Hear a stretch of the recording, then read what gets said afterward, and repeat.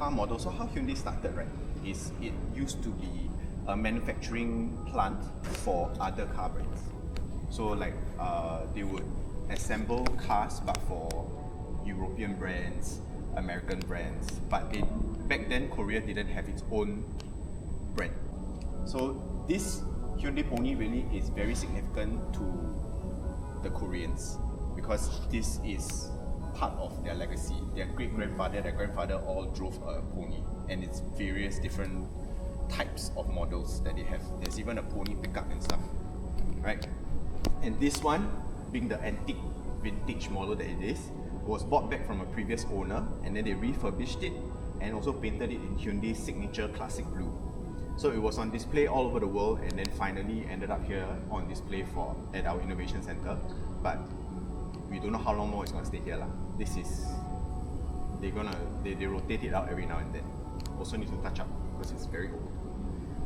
Right, and because of the significance of the Hyundai Pony, any vehicle models that came subsequently, people were trying to seize the IONIQ 5. So this IONIQ 5 here takes a lot of design inspiration from the Pony. So for example, you can see that the square shaped headlamps on the Pony, they've been reborn into the more futuristic version of square shaped headlamps using parametric pixels over here. So when I say parametric pixel, it refers to that each individual square of the headlamp itself. And the parametric pixel is actually a core design element of our IONIQ lineup. So it can be found all over the car. The headlamps, side mirrors, steering wheel, rear headlights. So the IONIQ 6 that you see here is the first full electric sedan in our IONIQ lineup, and it is also the most aerodynamic vehicle model that we have in Hyundai as a whole. Right?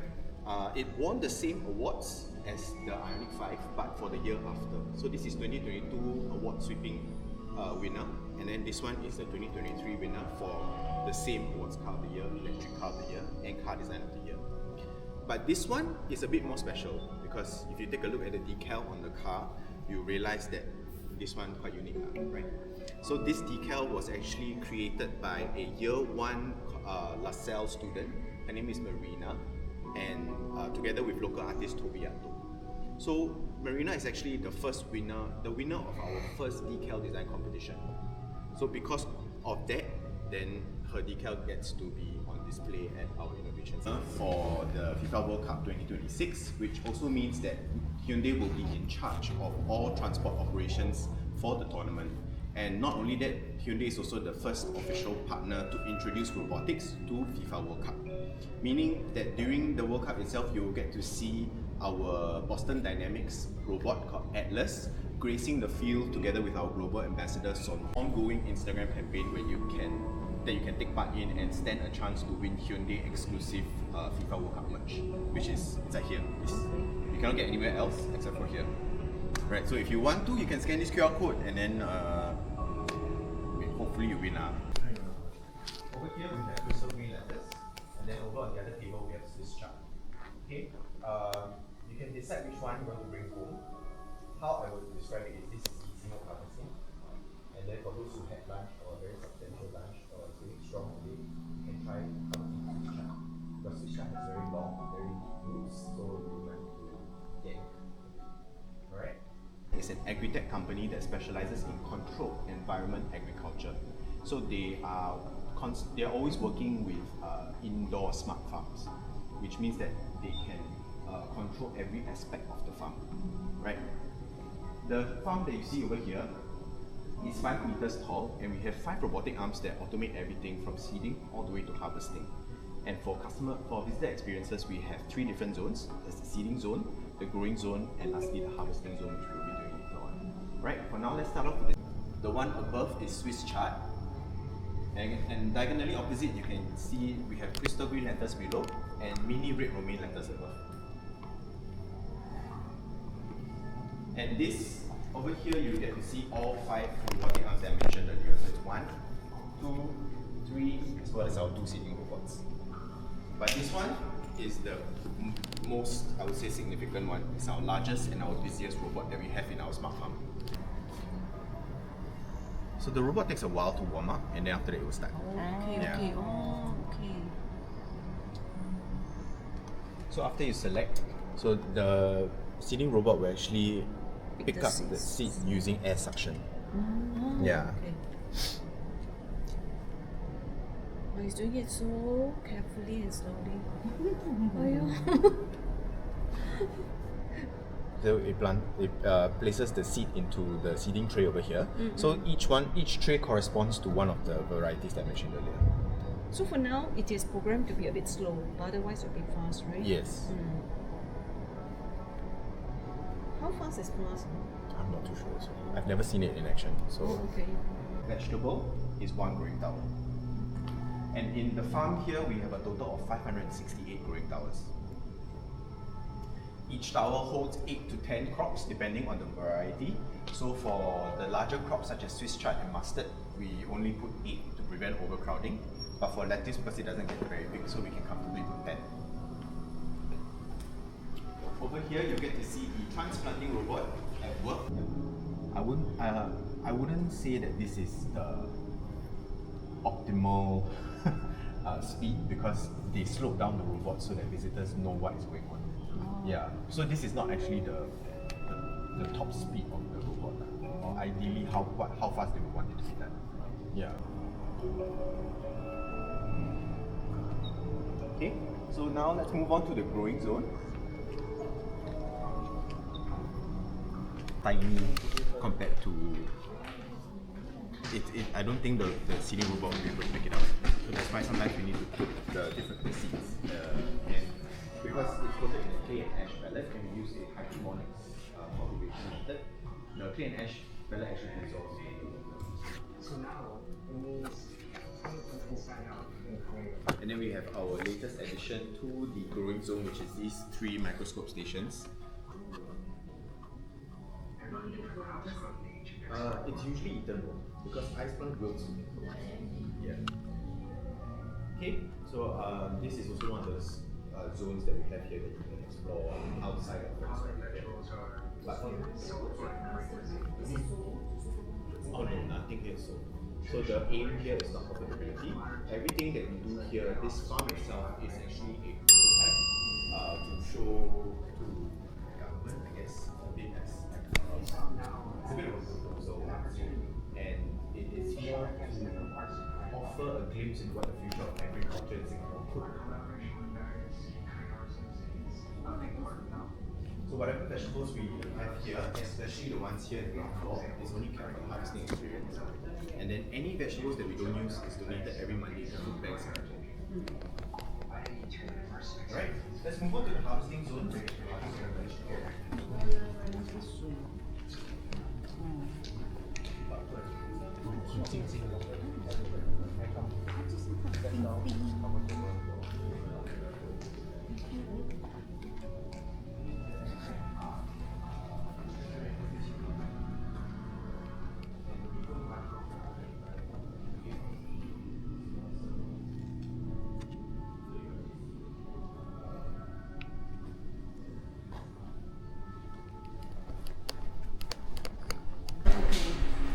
So we are supposed to bring this back home. Yeah. Oh, and then we have to stir fry it? Up to you. Up to you how you want to prepare it to us. Okay. Can we take all the vegetables? Yeah, you have. Yeah, take it. Yes. Yeah, so I think one family can take one more vegetable. Okay, I just yank it out. You label the bag first. Yeah. And then after that put on one glove and I'll demonstrate how to do the harvesting. Oh, okay, okay. So your family can take one more. Yes, after you take those, then just put on one glove.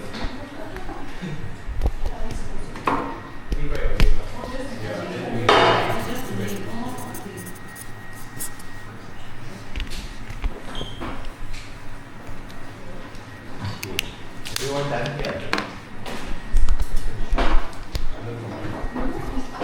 So, okay, if you're done, I'll just demonstrate how to do the harvesting here before you start. Okay, so to do the harvesting, you're really just doing the opposite of what the transplanting robot was doing. Right, transplanting robot, just put it in, you just pick it up. But what you don't want to do is don't pull on the leaf. Okay, because the roots are stuck to the sponge that you saw earlier on at the seeding zone. So that means that is what you need to pull out. Because if you just pull the vegetable like that, and the roots stay inside, your leaves are just going to fall apart because nothing is holding it together anymore. So this black sponge that you see over here, you can actually reach your hands inside. Okay. What you want to do is go to the base of the vegetable, feel for the sponge, grab that sponge and pull. Okay. For crystal green lettuce, it's very easy because it just comes out like that.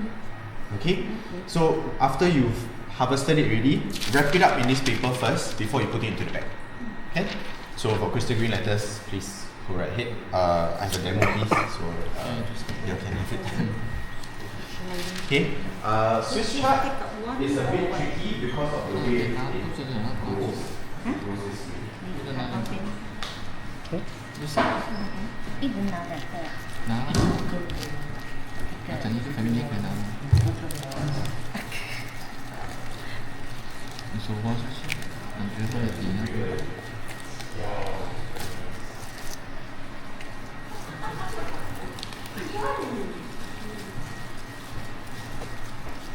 By the way, these vegetables, if you're thinking of replanting them so they continue growing, it won't work out. Once they're out, they're gone.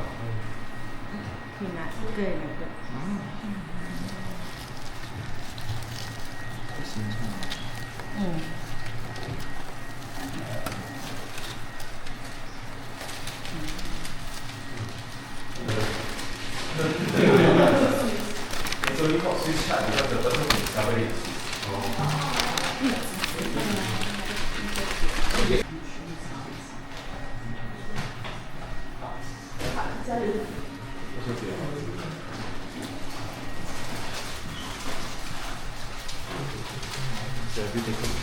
Yeah, I taken.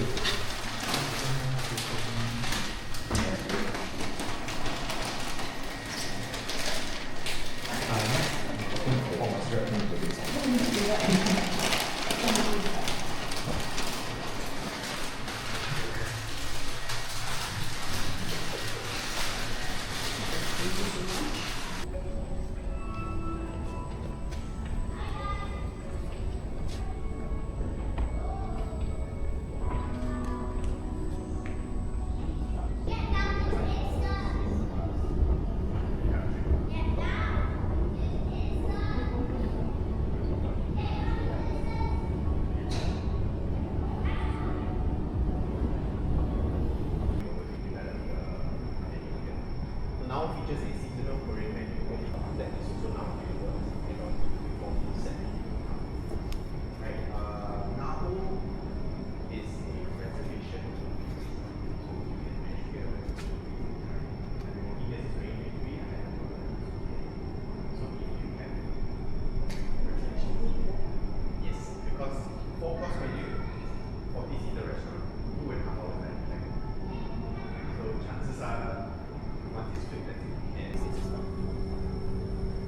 Our newest additions from I think we added in January, we added 2 new crops to the roster. So if you take a look at the farm itself, you realize that the young crops are placed in the middle, and then as they mature, they're gradually shifted out to give it a visual gradient. But it's also done with a purpose.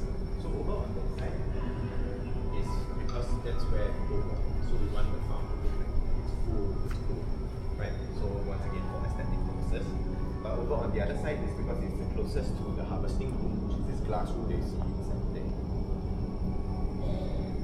So all the vegetables that we harvest here, we do harvest it manually because the vegetables go to different parts of the building. So we rather do the harvesting manually so that it's easier to segregate. Right, like for example, we use it for the staff lunches that we have upstairs. We use it for Naho's vegetables, and then after that we use it for our tasting lounge experience.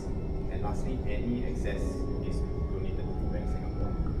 So to keep things manual, it will be easier because some days Naho doesn't need this much vegetables, some days Naho needs more of this. Imagine having to reconfigure every time you want to change the quantity of vegetable. That's very troublesome, so we just keep it manual instead. Right, and now let's move on to the tasting lounge for our tasting experience.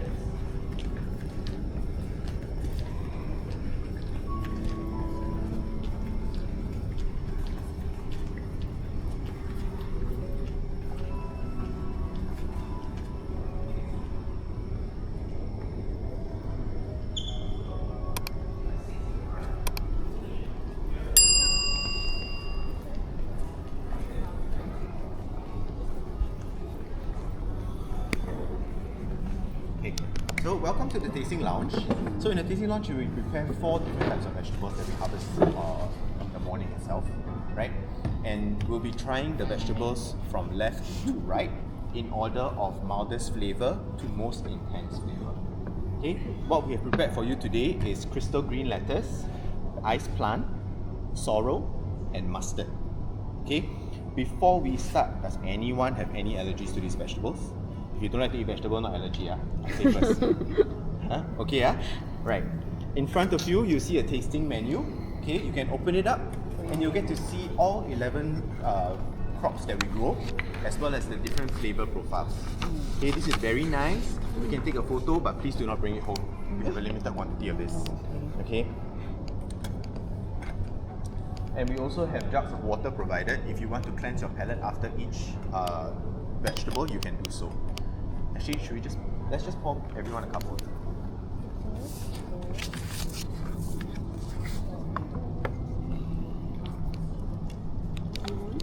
We'll start off with the first vegetable. The one on the left is crystal green lettuce.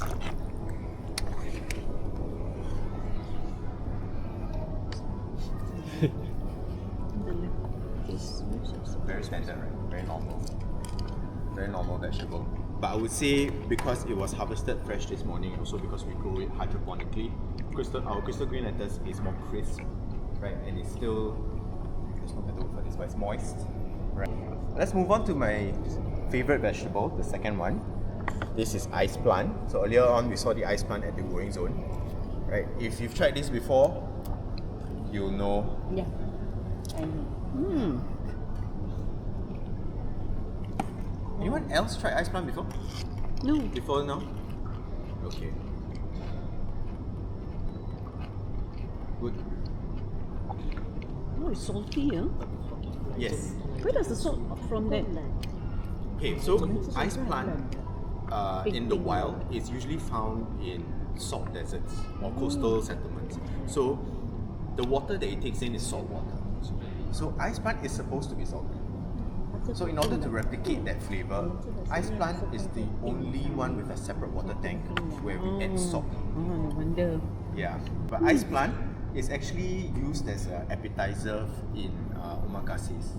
I don't know if you've seen it before, but some omakases use it as just the ice plant alone. So the appetizer, they just put ice plant with. That's the appetizer. Move on from my favorite vegetable to my least favorite. The next one we're going to try is sorrel. Sorrel. Oh, this one.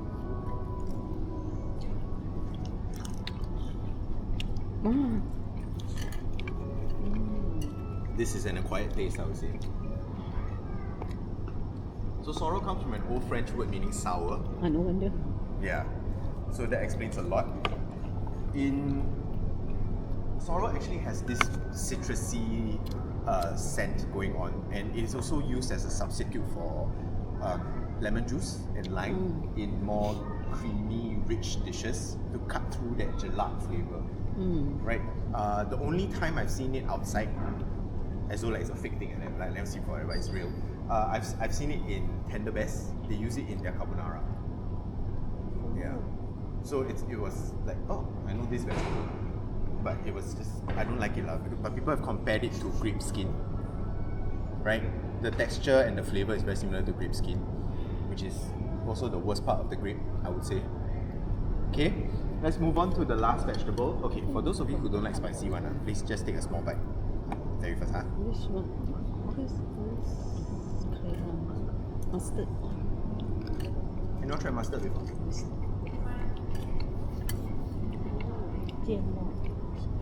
Oh. Does it remind you of anything? Oh. Wasabi. Alright. I don't like wasabi at all. Right, so mustard actually has a very similar flavor profile to wasabi, which is also why it is sometimes used to make inexpensive versions of wasabi. Because what actually is wasabi? Wasabi is a horseradish root. So the real wasabi is the one where the Japanese chef grates it in front of you and then puts it into the saucer, right? That is real wasabi. So whatever you've been having from a tub, from a tube, or from that little bag at Sushi Express, that's actually mustard. Yeah, that's why it's also light green. Right.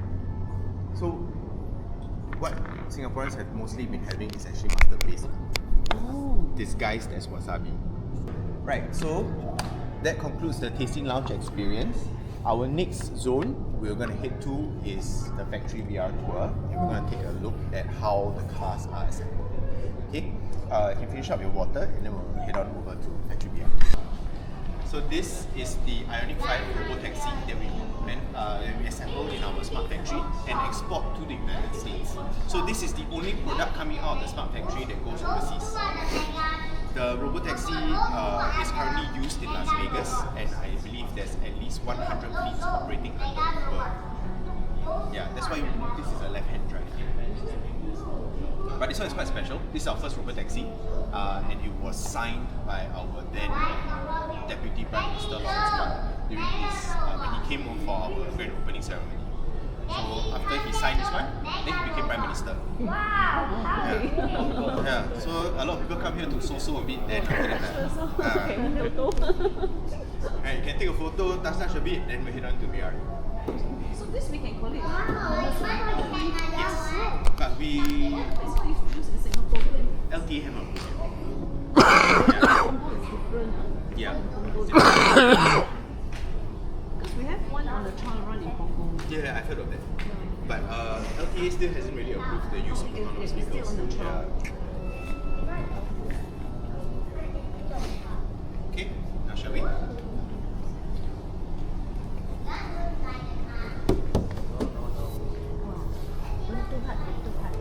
Must we?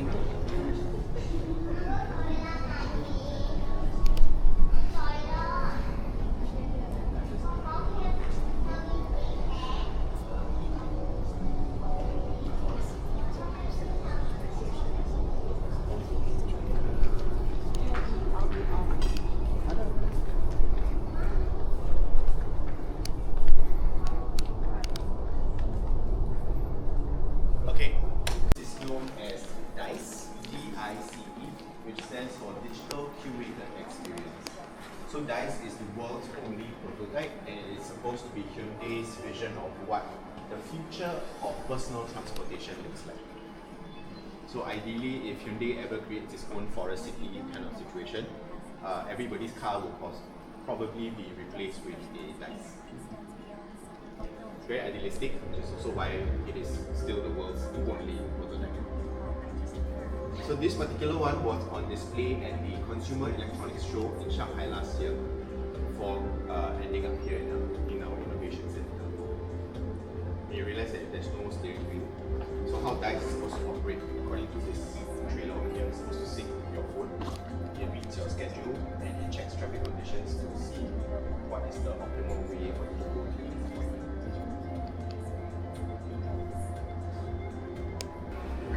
So let's go to the Skytrack. So the trip you go first. Yeah, so you can go first.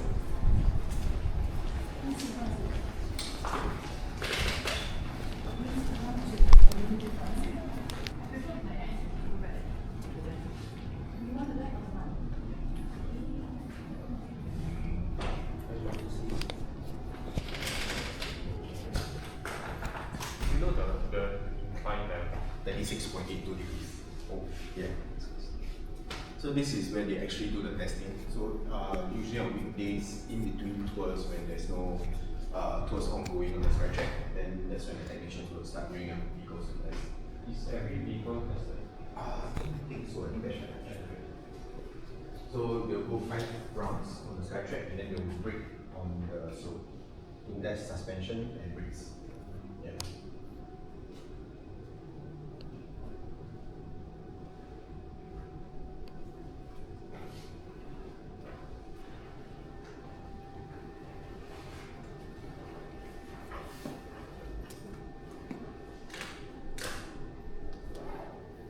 What time is the class?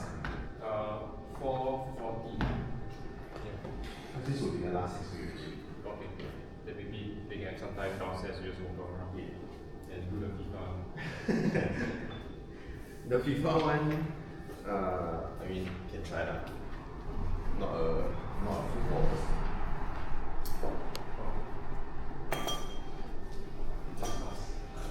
But I thought we only go 80 kilometers.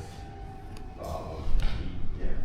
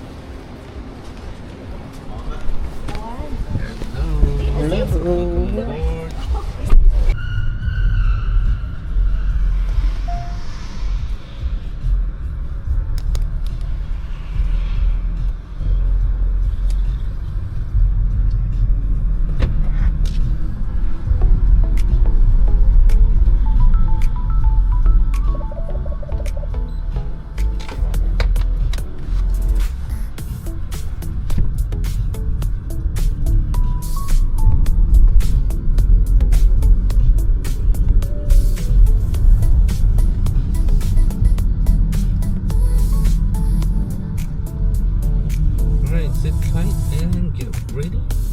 Here we go.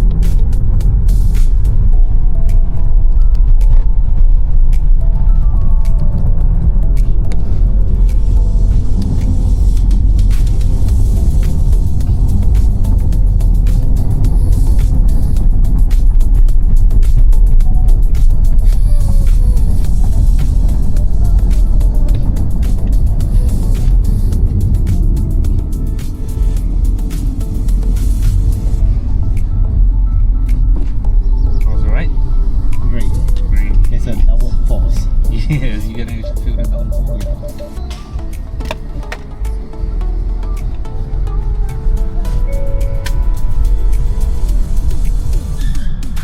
Alright, hope you all enjoy. Thank you.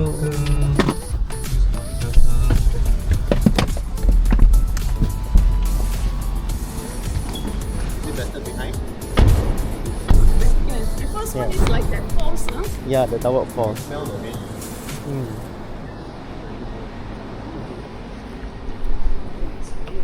Okay, I already asked the rep.